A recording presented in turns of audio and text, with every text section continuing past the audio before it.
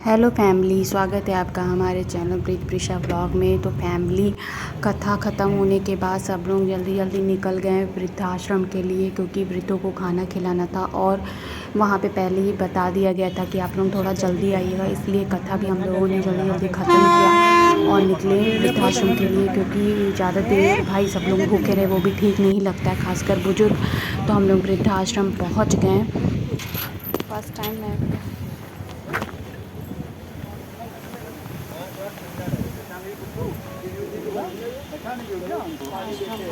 तो फैमिली यहाँ पे यह नोट कराना था कि किस उपलक्ष्य में यह कार्य हो रहा है। तो मेरा भाई लिख रहा था कि पापा की पुण्यतिथि वही के कहना अवसर पर बना हम लोग पहले ही होगा, वृद्धाश्रम लेकिन में पता खाना नहीं खिला था रहे पहले हैं। लोगों को। तो फैमिली, शादी के पहले ऐसा कोई केस देखने को नहीं मिलता जहाँ पे वृद्ध शादी के पहले वृद्धाश्रम में पहुँचे। सारे केसेस शादी के बाद ही क्यों होते हैं? क्यों वृद्ध शादी के बाद वृद्धाश्रम पहुँचा दिए जाते हैं? मैं खासकर उन बहुओं से बोलूँगी जो अपने सास ससुर को ऐसे वृद्धाश्रम में छोड़ जाते हैं। मैं सभी बहुओं को नहीं बोल रही हूँ, लेकिन कुछ ऐसे हैं जो ऐसा काम कर रहे हैं। प्लीज़ ऐसा ना करिए। आप उन्हीं की बदौलत आपके मांग का सुहाग है, आपका पति है, और उन्हीं के घर में आप आए हो। तो प्लीज़ आप उनको बेघर मत करो, ठीक है? आप उनको प्यार दो, सम्मान दो, क्योंकि उनका जो बेटा है ना, वो आपके लिए सब कुछ है। आप एक बार ये सोचो। और जैसे आपका बेटा आपके लिए सब कुछ होता है, वैसे उनके लिए भी है। तो आप ऐसा मत करो प्लीज़, रिक्वेस्ट है आपसे। सोचो, मैं जब इन लोगों के चेहरे को देख रही थी ना, तो मुझे इतना रुलाई आ रहा था। कितनी उम्मीदें होंगी अपने बेटों से कि मेरा बेटा ऐसा करेगा, वैसा करेगा। उन लोगों ने कभी नहीं सोचा होगा कि मेरा बेटा जब शादी हो जाएगी तो मुझे वृद्धाश्रम छोड़ जाएगा। तो प्लीज़ आप लोग ऐसा मत करिए। निवेदन है आपसे कि जैसे लड़कियों, जैसे आपके माँ बाप, वैसे आपके पति के माँ बाप। तो प्लीज़ सबकी सेवा करिए निस्वार्थ भावना से। नमस्ते। और सब ठीक है आंटी? हाँ, गोड़ दर्द करता है 10 साल खाना जब यही आई तो का करिया दौड़े। अच्छा, यहीं पे आएगा खाना? अच्छा अच्छा, यहाँ पे आएगा। अब वो वही लोग जाने ना, आना चाहिए वो अगर। तो यहाँ पे ला देंगे ये लोग। आप लोग यहीं पे रहते हो? हम लोग यहीं रहते हैं। हम लोग गोड़ दर्द करता है तो हम नहीं जाते हैं ना। अच्छा गोड़ अच्छा। दर्द करता है, कहाँ लेके गए? आपकी फैमिली नहीं है आंटी? है फैमिली, बहू है, बेटा है और 2 पोते भी हैं। बड़ा पोता नालायक निकल आया, छोटा पोता नानी के पास रहता है कानपुर। तो बड़ा पोता है तो उसको कलवाई हमारी बहू। बैठेंगे नहीं आप? नहीं, आप बैठो आंटी, आप तो बैठो। कलवाएंगे।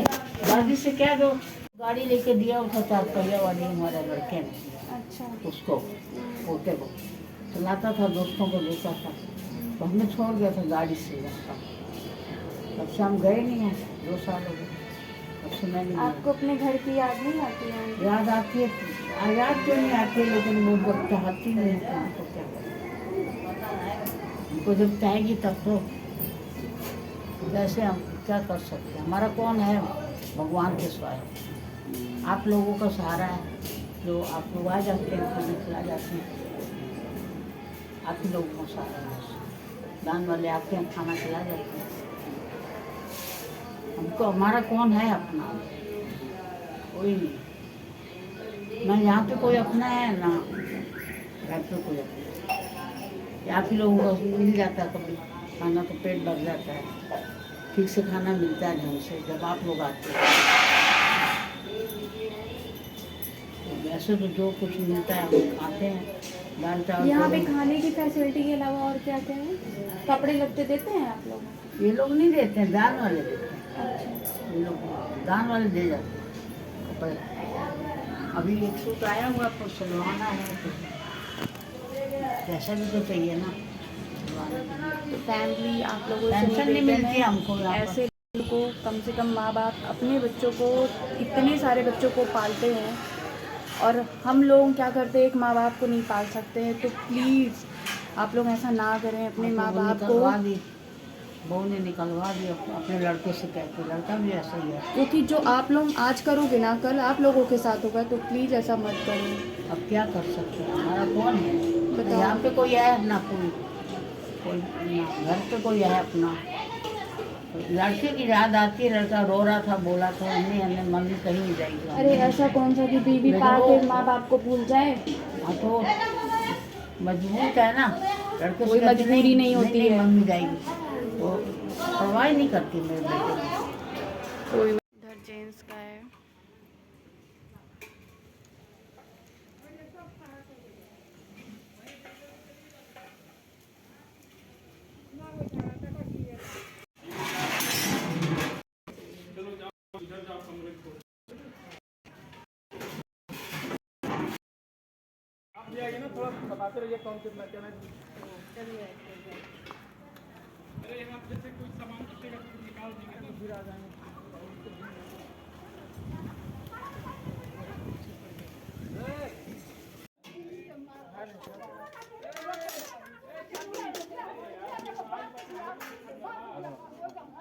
एक तो करछुल पलटा कुछ ले आइए।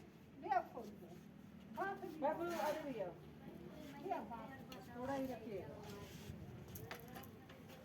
तो फैमिली पापा जी के पुण्यतिथि पे मम्मी ने सोचा था कि मैं मतलब हर बार हम लोगों के यहाँ कथा के बाद खाना पीना होता था, लेकिन भाई ने बोला नहीं, इस बार वृद्धाश्रम में खाना खिलाया जाएगा।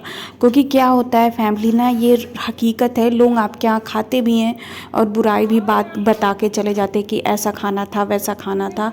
तो फिर ये चीज़ से अच्छा, लाख गुना अच्छा और पुण्य का काम जो है कि अगर किसी गरीब को या फिर वृद्धों को खाना खिलाया जाए तो इससे बड़ा पुण्य कुछ भी नहीं हो सकता है।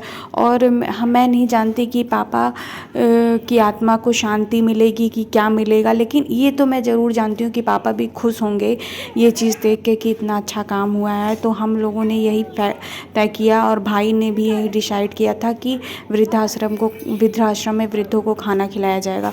लेकिन आपको यकीन नहीं होगा फैमिली, जब हम लोग यहाँ पहुँचे ना, तो ये जो मतलब स्थिति थी, ये कंडीशन जो था, हम लोग देखकर एकदम सबको रुलाई आने लगी कि बताओ कैसे वो बच्चे होते हैं, कैसे बच्चे होते हैं जो अपने माँ बाप को ऐसे ला के छोड़ जाते हैं, जो दाने दाने के लिए मोहताज रहते हैं। लोग बताते हैं कि जब आप लोग आते हैं, आप जैसे लोग, तो हमें अच्छा खाना मिल जाता है खाने को।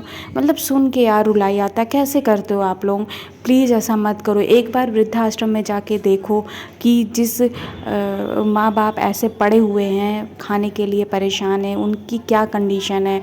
और आप जो बच्चे जब छोटे होते हैं ना और अनाथ होते हैं, तो आप उन अनाथ बच्चों से जाके पूछो कि माँ बाप की अहमियत क्या होती है, कैसे वो अनाथ अपने आप को जो है बिना माँ बाप के जो है पालते हैं अपने आप को।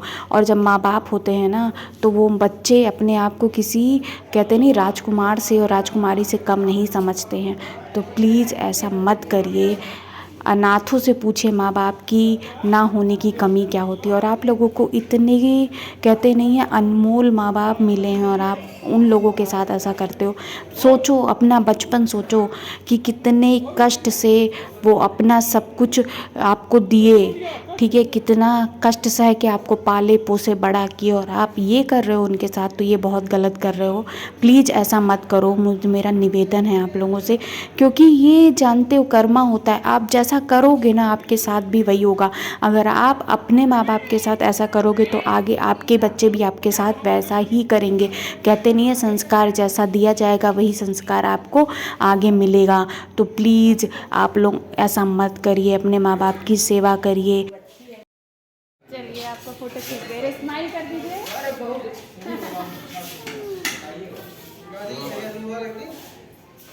आ गया आपका फोटो। फोटो का तो बात। तो फैमिली, मेरे पापा कहते थे कि माता पिता की सेवा करिए, तीर्थ धाम घर पे करिए, ऐसे वो बोलते थे। और सही बात है, आप अगर अपने माता पिता की सेवा कर रहे हैं ना, तो चारों तीर्थ समझ लीजिए आप घर पे ही कर रहे हैं। अगर वो खुश हैं ना, तो आपको कभी कोई दुख संकट आ ही नहीं सकता। इसलिए आप अपने माता पिता की सेवा सच्चे मन से करिए, यह आपसे निवेदन है।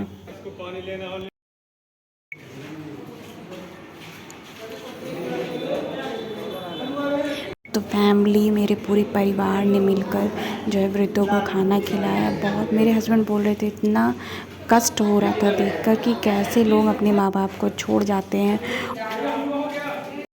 चलिए अब जा रहे हैं। नमस्ते। अच्छा था खाना? नमस्ते। जा रहे हैं आंटी, ठीक है, नमस्ते। 10 वागे ना 10 अच्छे परिवार अच्छा सब बच्चे हमारा आशीर्वाद लगे आप लोग। कहाँ से आए आप लोग? यहीं आए बस्ती से, शिवा कॉलोनी से। अच्छा शिवा कॉलोनी। हाँ, मैं शिवा कॉलोनी देखी हूँ। अच्छा। मेरी चाचा की लड़की रहती है वहाँ पे, शिवा कॉलोनी। क्या करें, जैसे किस्मत में लिखा हो, जैसे भगवान ने लिख दिया, क्या कर सकते हैं। चलिए आप दादी ही जा लोगों रहे का सहारा है। हैं, जा रहे हैं। अरे छूने दीजिए, बड़ों का पैर छूने से ना आशीर्वाद ही मिलता है। आपका क्या नाम है? प्रीति नाम है। हाँ। बहुत सुंदर।